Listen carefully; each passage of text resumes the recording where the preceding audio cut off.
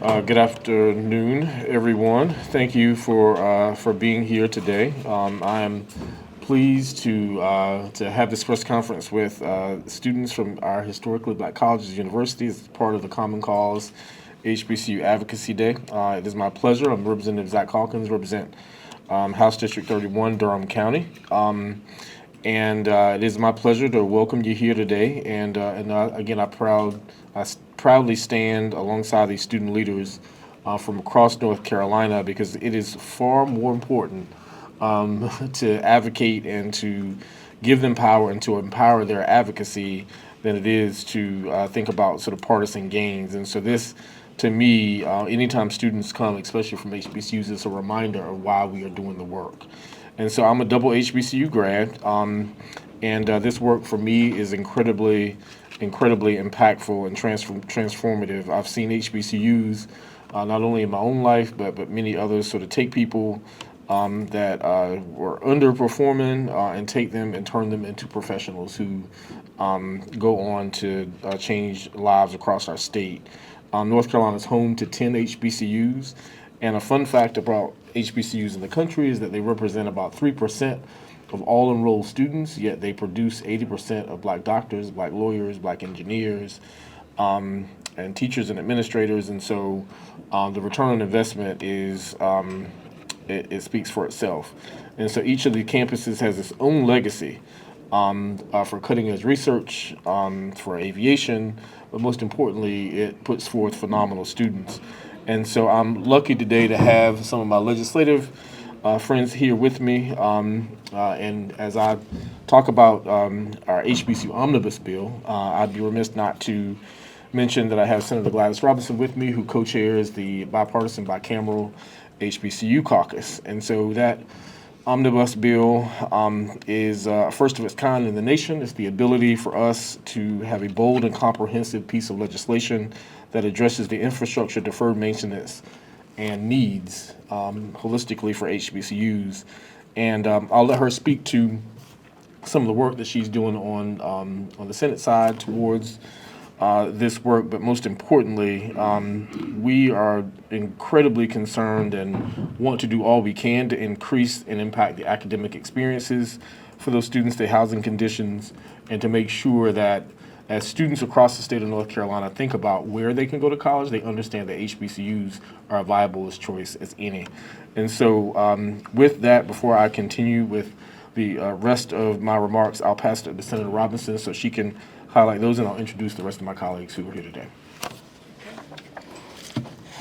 Thank you, Representative Hawkins. I'm Senator Gladys Robinson. I represent Guilford County in my 15th year here, and I want to say that prior to coming to the General Assembly, I served on the UNC Board of Governors for 10 years, and during that time, HBCUs was a priority of mine.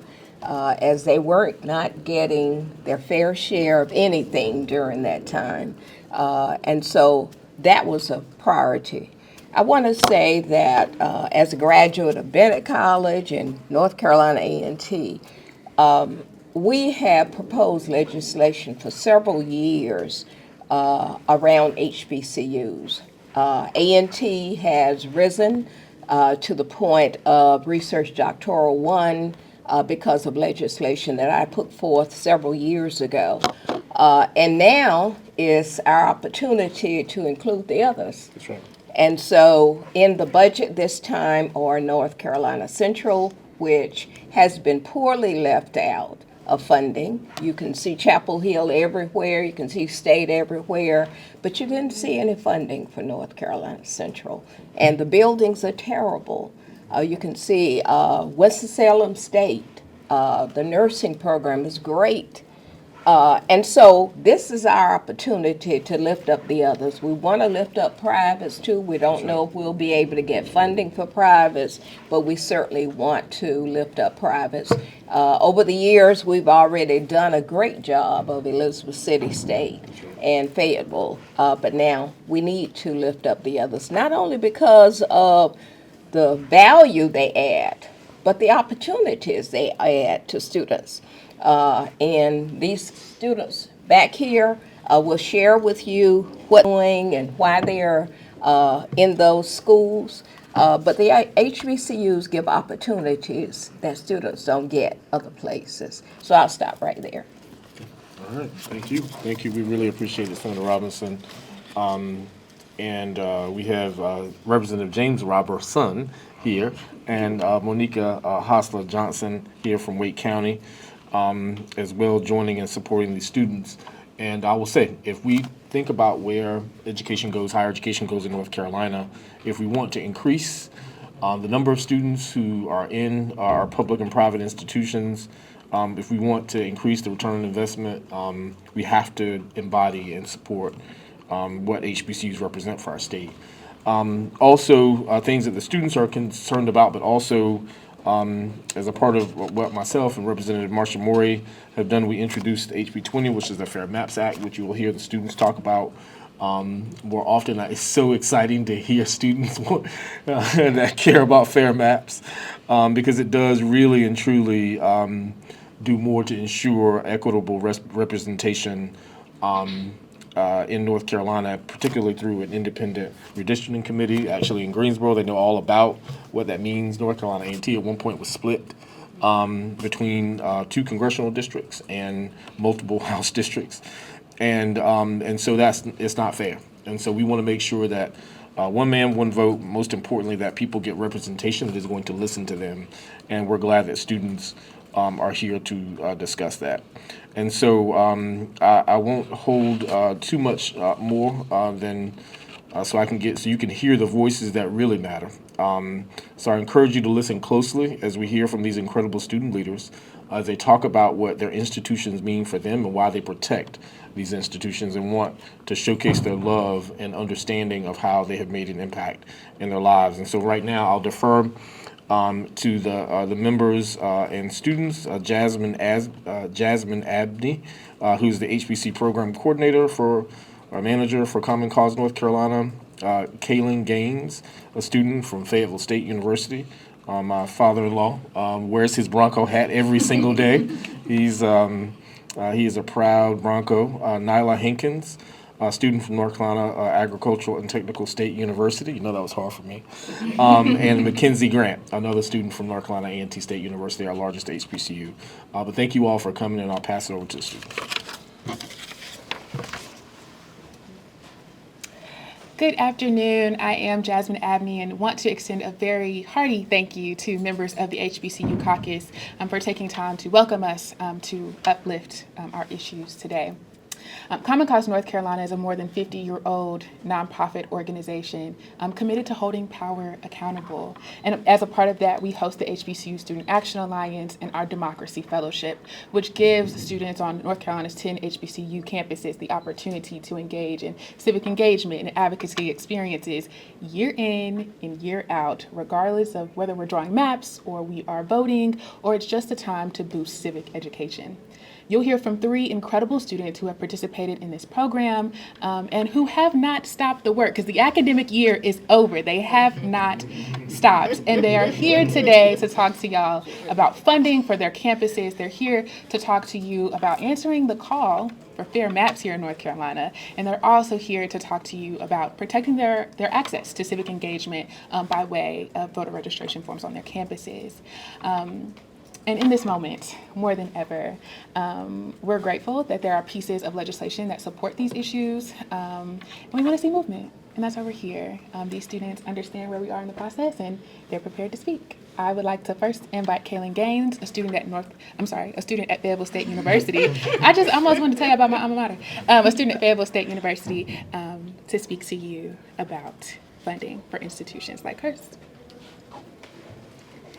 Thank you so much, Jasmine. My name is Kaylin Gaines. I'm a student at Fayetteville State University.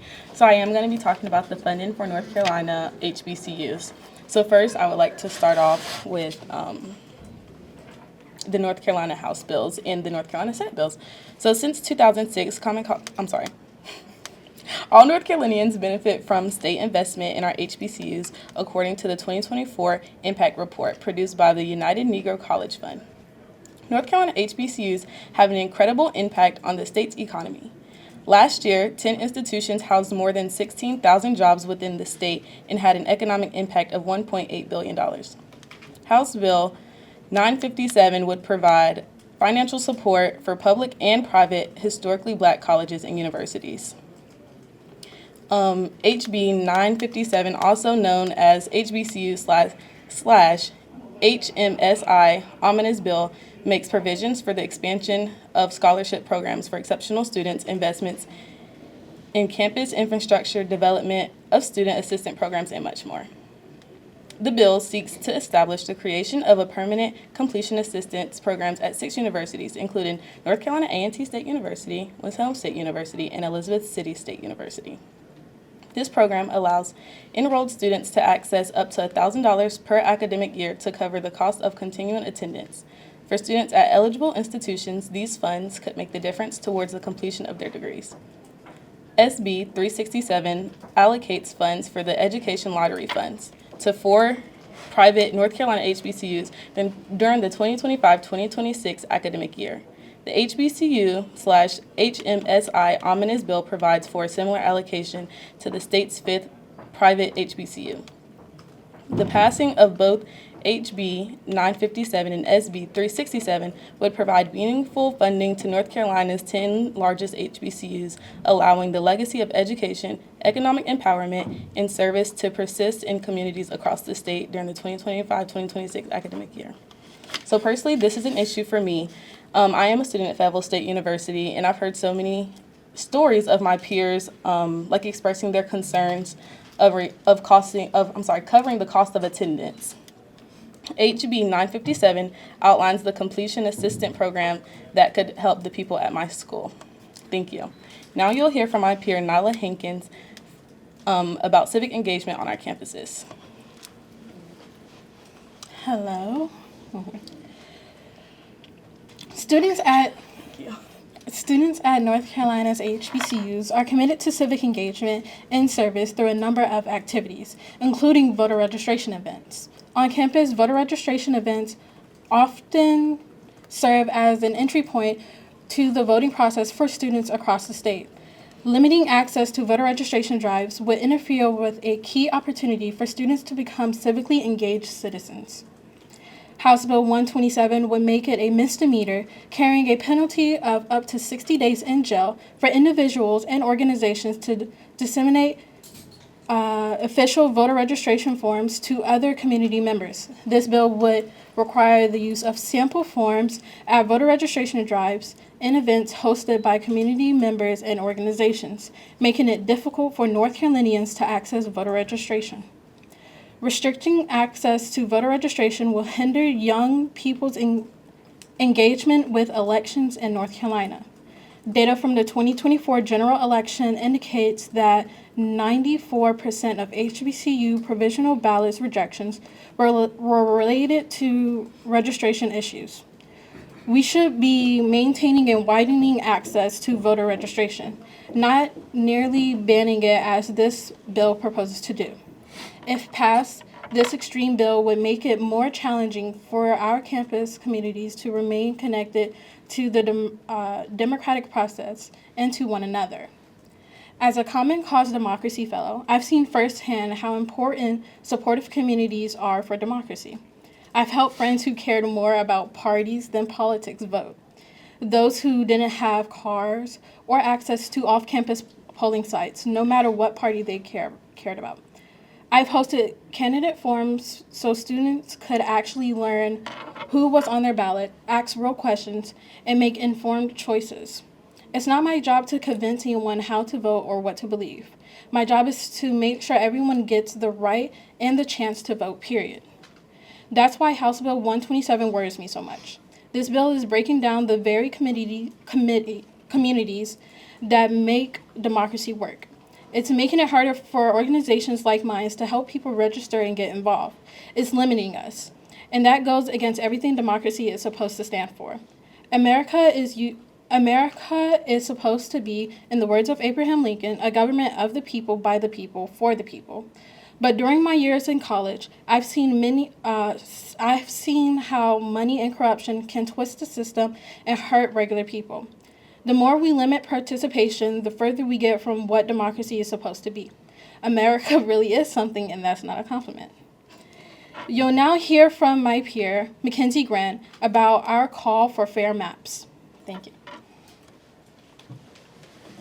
Hello everyone, my name is Mackenzie Grant. I'm a rising senior political science student at North Carolina A&T State University, and I serve as a Common Cause HBCU Student Action Alliance Fellow.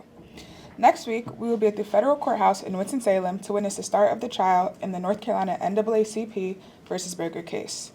This moment exemplifies the need for the North Carolina General Assembly to take action to establish a redistricting process that is truly by the people and for the people of North Carolina. During this session, there have been two bills introduced that would do just that. HB 20 and SB 698 each provide for an independent map drawing process and the establishment of an independent redistricting commission. These bills outline criteria for redistricting that prohibit the use of partisan data when drawing maps.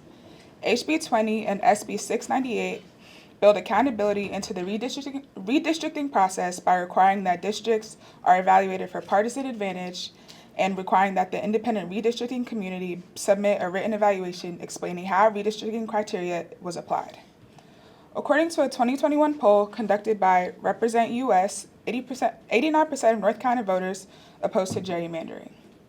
86% of Republicans, 91% of Democrats, and 91% of unaffiliated voters find districts drawn to favor one party or the other to be unfavorable.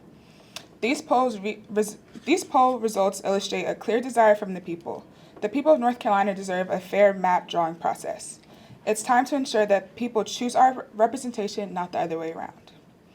In my 3 years of attending North Carolina A&T State University, I have learned about my university's experience with unfair redistricting and the effect that it has on student voters.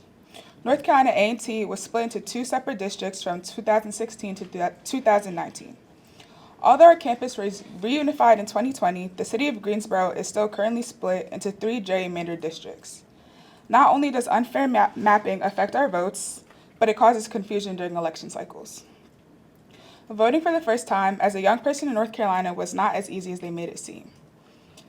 Finding my district, my polling site, what's on my ballot, is not easy for a first-time voter, especially when you're establishing yourself in a new home.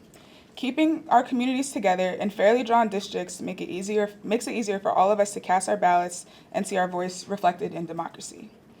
The demand for fair maps is vital in order to protect democracy. We cannot claim to be a government for the people, a democracy, yet our constituents' votes are being diluted due to unfair mapping. The call for fair mapping is in the best interest of all North Carolinians. We are now prepared for questions. Hi, Kyle with the News and Observer. I know you had mentioned both omnibus bills in the House and Senate, but I wanted to ask what your thought was on the funding for HBCUs in the House and Senate's budget proposal, and if you think there's any chance in the conferee process to get some more funding in there. Well, I guess since I'm a conferee that I just found out about,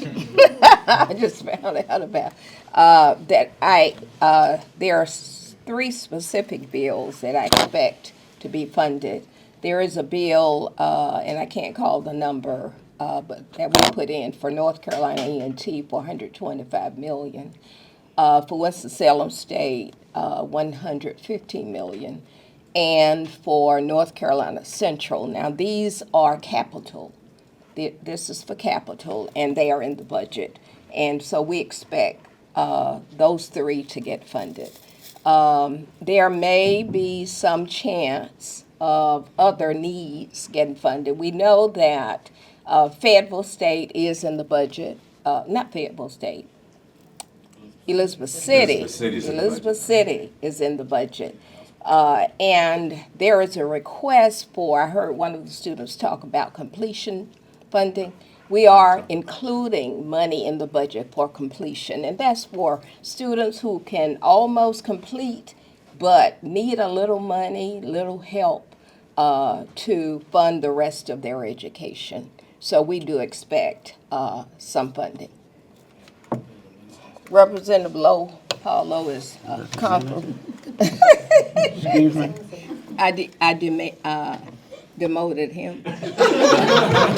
I'm Senator Paul Lowe, and this is one of my dearest friends in the Senate. That's why I'm messing with him.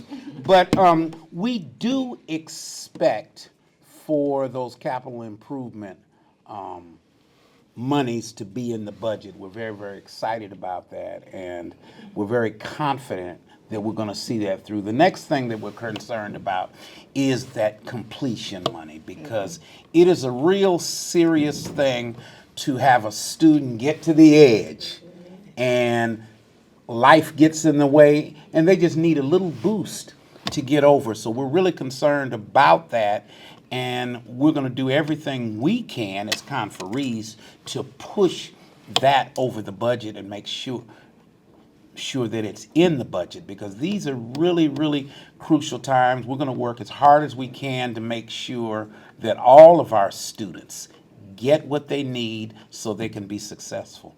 Is there any other questions we can try to answer? That it? Okay.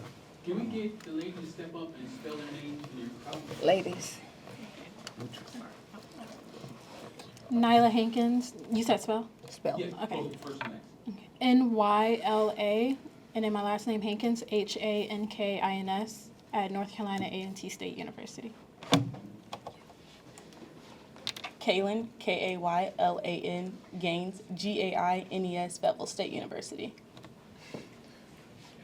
Mackenzie, Mackenzy, Grant, Grant, North Carolina A&T State University.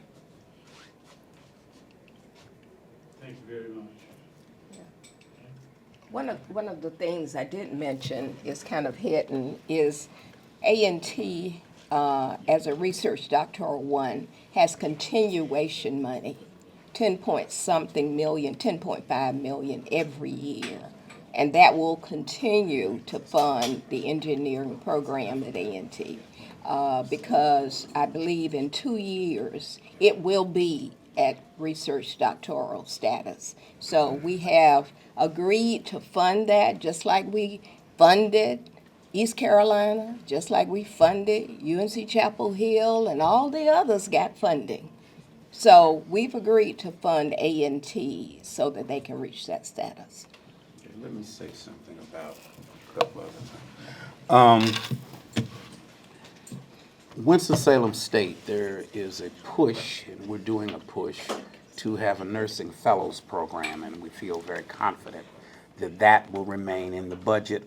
Also, an extension to the Elizabeth City's aviation program. Also, those are two real important. Did I miss anything? Those are two real important things that we and they're in the House version. We're going to try to make sure that the House version and the Senate version kind of come together and have a beautiful marriage and a beautiful symphony. So those are some of the things that we're working for, because we're concerned about HBCUs. All right? Thank you. Yes, sir. I wanted to ask just about the voter registration drive bill. I know that was a House bill. It got taken out of committee, like sort of last minute on the day they're supposed to hear it. Is there any concern that might still come back? Has anybody heard any? Let's let a House member. House member on the hot seat. Yeah, we're hopeful that it will not. But as we know, given the fact that we may take some time off from the General Assembly over the next, in the month of July, and we'll still have September, there's any time for it to come back. So nothing is dead in the General Assembly, but we were excited to see that it disappeared for right now.